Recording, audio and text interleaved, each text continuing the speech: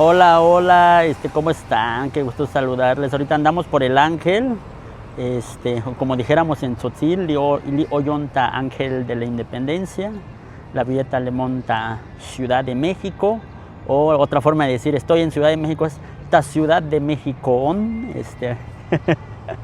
Aprovechando aquí que andamos grabando el video para una clasecita express de Tzotzil, ¿no? La Ciudad de México es en Ciudad de México o en la Ciudad de México, y recuerda que el on o el un, por ejemplo, significa ser o estar, o el sufijo para decir ser o estar en Tzotzil, ¿no?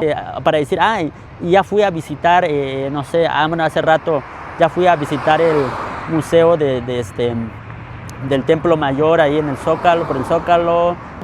Aisha Hulaan, ya fui a visitar ¿no? Aisha Hulaan, Museo de Templo Mayor, por ejemplo, ¿no? Eso es lo que yo diría.